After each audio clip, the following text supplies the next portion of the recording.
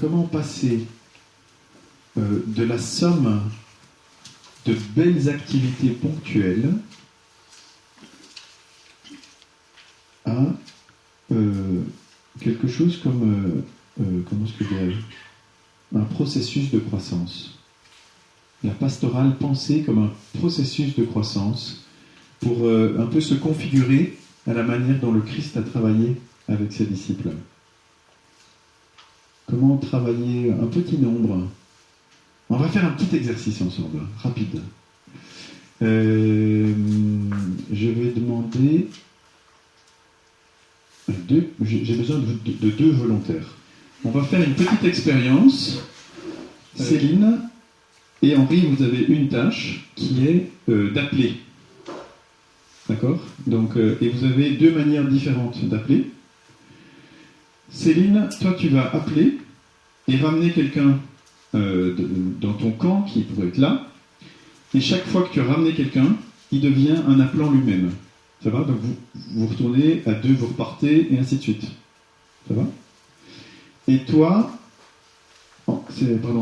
Henri, tu vas chercher quelqu'un, tu le ramènes, tu repars chercher quelqu'un, tu le ramènes, et ainsi de suite. Ça va ? Mais c'est chaque fois, c'est toi qui vas chercher. Ok ? Et on va voir ce qui se passe, jusqu'au moment où toute la salle là, est distribuée.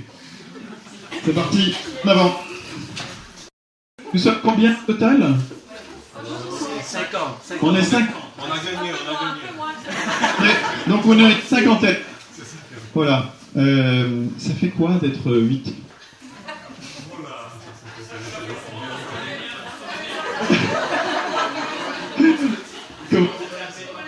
Comme les apôtres. Hein ? Bon.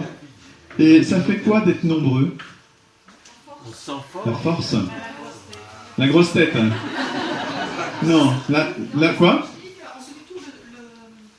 Le fait d'être plongé nous-mêmes directement dans l'action. Oui. On n'attend pas que le responsable, entre guillemets, agisse. On est Oui. même tout de suite D'accord. dans Donc, une dynamique. c'est dynamique. J'entendais des rires, ouais, et c'est rapide. Ok. Et en même temps, sur la durée, Sur la durée ? je me dis de motiver un très grand groupe, Oui, c'est plus difficile sur la durée. c'est ça. Je me pose la question. Oui. Je ne réponds pas à la question.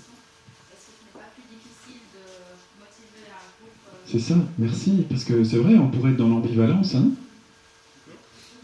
C'est rassurant d'avoir des techniques pastorales pour rester... enfin, c'est confortable, non ? C'est pas tellement confortable, mais si eux sont bien formés, après ils peuvent aller. D'accord. Est-ce que nous, si on est trop nombreux, est-ce qu'on sera bien? C'est vrai ça, hein. Un plat de sel. Le sel de la terre, il faut rester... Moi, je trouve ça bien, en fait, que les églises se vident, qu'on ne soit pas trop nombreux. Bon, merci. Ah, oui, attends. Je me disais aussi par rapport à l'autre groupe, en fait, qu'on ne se connaissait pas parce qu'on a été appelé par des personnes différentes et donc on ne sait pas forcément qui a initié le mouvement ici, même si on est nombreux, mais peut-être les liens sont moins forts que dans notre groupe où le chef a pris le temps d'appeler chacun et de le convaincre. Est-ce qu'il a eu le temps d'appeler chacun et de convaincre le chef ? Comment ? Moi, j'ai pas vu, hein. J'ai vu qu'il était très occupé, le chef. Il était reparti chaque fois. Comment ? Non, c'est vrai, hein. Donc, ouais. Il n'y a pas de jugement, bien sûr, hein, puisque... Mais... Moi, ça m'a fait penser au réseau, voilà. Donc, une personne lance le mouvement, et le bouche à oreille, etc., et ça joue. Super.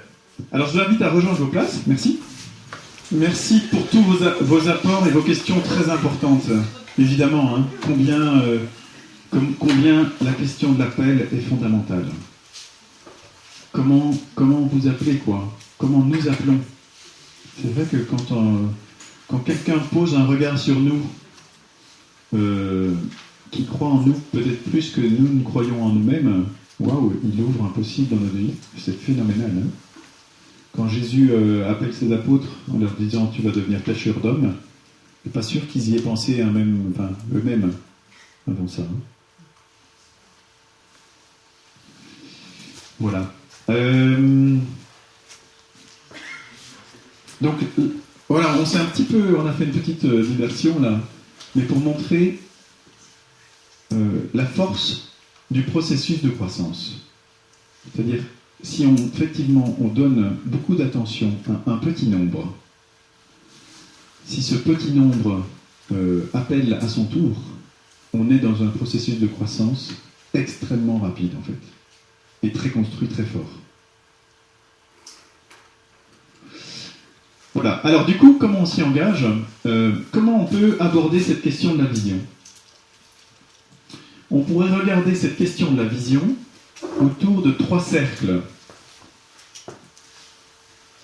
D'abord, qu'est-ce qu'une vision ? Écris ta vision, écris la vision, grave-la sur les tablettes, afin qu'on puisse la lire couramment. Car c'est encore une vision pour le temps fixé. Elle aspire à son terme, elle ne mentira pas. Si elle tarde, attends-la, car elle se réalisera bel et bien, elle ne sera pas différée. Donc la force d'avoir une vision, de pouvoir la répéter, elle ancre et elle nourrit notre action. C'est vrai, hein, si on a un objectif commun, ça permet de traverser les difficultés, etc.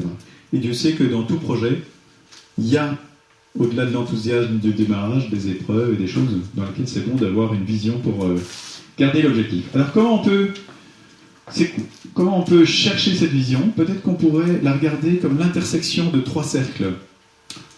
Un cercle qui pourrait être, mais quel est l'appel de Dieu ? Et l'appel de Dieu, peut-être qu'une manière de le recevoir, c'est à travers le pape. À quoi le pape nous invite ? Faites différemment, hein, dans la joie de l'évangile. Comment il dit, notre pape François ? Allez aux périphéries, voilà. Osez faire différemment.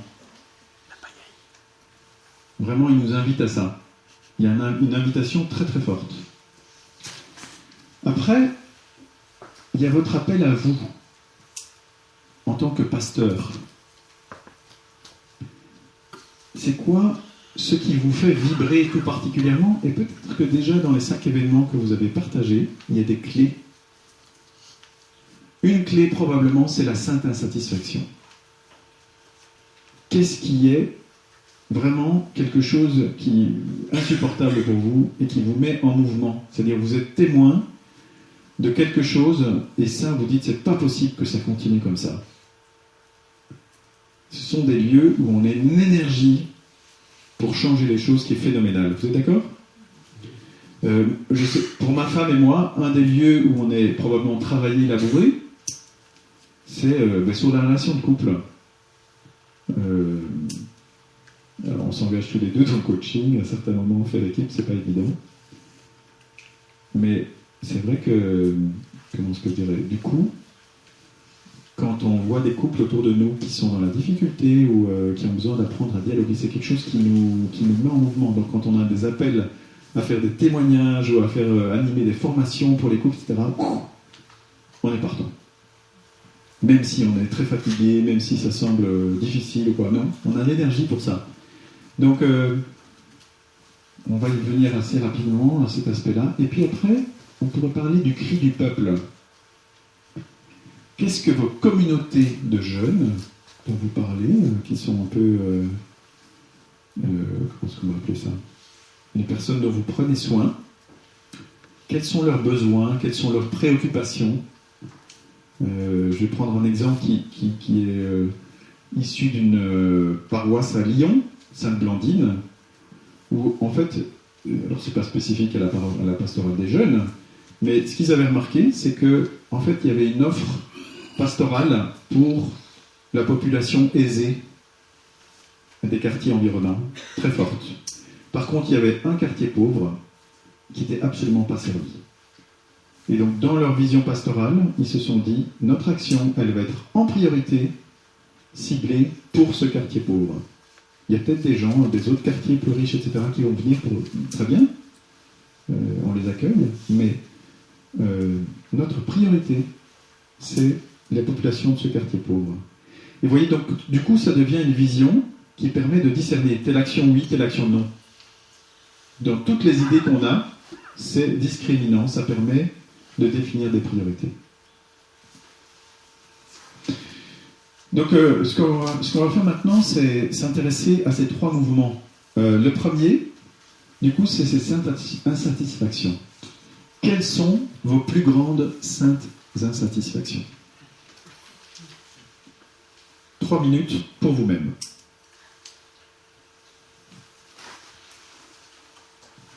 Quelles sont vos plus grandes saintes insatisfactions? Ouais. Voilà. Qu'est-ce qui est insupportable pour vous? En particulier, peut-être lié aux jeunes, mais peut-être pas uniquement. Ça, c'est un gros travail. De passer de la définition négative, un objectif négatif, parce que l'inconscient ne comprend pas la négation. Si je vous dis, ne pense pas à un éléphant rose, on a tous l'image d'un éléphant rose en tête. Oui? Donc si nous avons des objectifs négatifs, nous focalisons notre énergie sur ce qu'on ne veut pas. Je prends un exemple. On a des amis qui viennent déjeuner, et c'est l'été, on est en train de manger dans le jardin. Leur petit enfant qui fait ses premiers pas, il est encore comme ça, et ils lui ont demandé d'apporter le beau gâteau qu'ils ont amené avec eux. Ah, ne le laisse pas tomber! Barbaf! Parce que l'enfant, qu'est-ce qu'il entend comme message? Laisse-le tomber. D'accord? Enfin, l'inconscient de l'enfant. Donc comment nous pouvons avoir cette discipline de transformer en objectif positif? Comment nous donnons nos instructions aussi positivement? Prends soin, prends ton temps, enfin, vas-y. Ok? Donc voilà, par rapport à la sainte insatisfaction, je vous propose un travail en binôme d'écoute et de questionnement pour dire, ok, c'est quoi l'objectif positif derrière? Ça va? Et on va faire ça en... quoi? 8 minutes? En trinôme, on va faire un groupe de 3. Comme ça, vous... Donc je vous invite à vous lever. Alors, qui veut partager un exemple de sainte insatisfaction et du coup objectif positif qui en découle, là, ou de questions sur lesquelles il a mis le doigt, ou une question qui vient suite à ce travail? Déjà, en fait, on a un peu discuté par rapport à la question, par rapport à l'insatisfaction qui puisse être sainte, parce que au fond, l'insatisfaction reste quelque peu subjective, hein, et donc est marquée par une expérience personnelle qui n'est pas forcément dans la sainteté. Et donc, on avait un peu de mal, en tout cas, moi personnellement, par rapport à ma grande insatisfaction, c'est celle de l'indifférence de collègues et des autorités par rapport à l'enjeu de la pastorale des jeunes. Donc, c'est quelque chose que je vis très personnellement et comme une frustration personnelle, et donc j'ai du mal à voir le côté positif, parce que à retourner en tout cas la problématique de manière positive, parce que je constate quand même. C'est quoi la question? Comment puis-je quoi?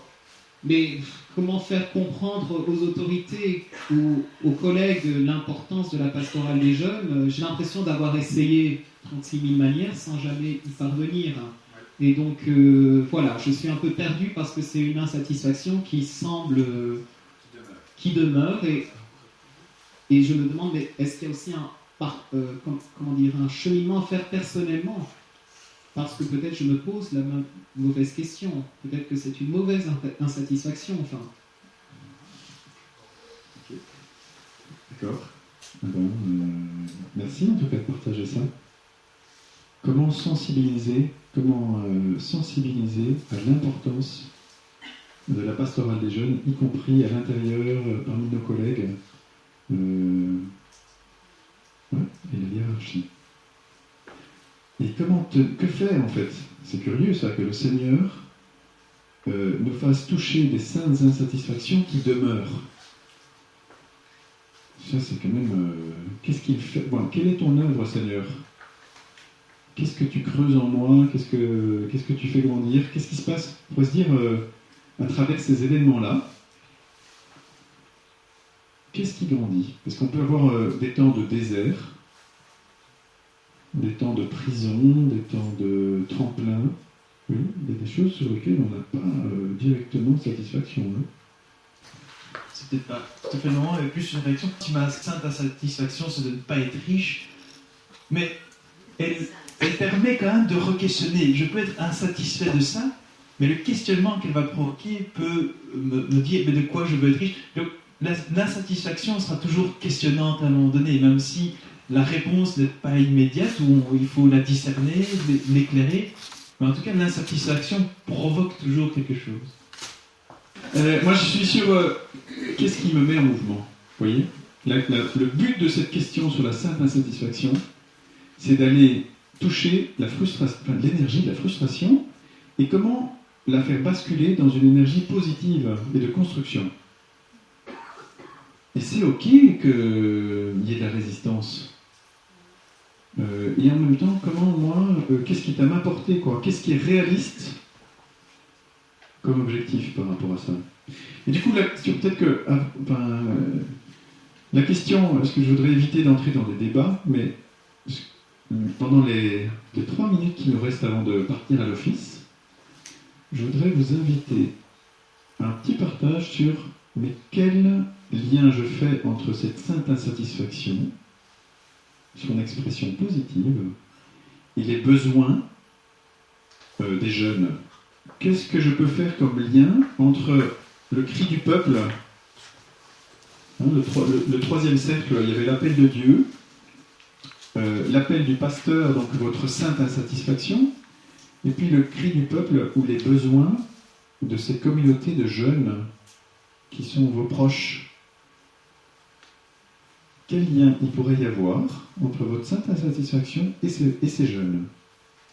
Ou qu'est-ce que simplement vous voyez comme cri?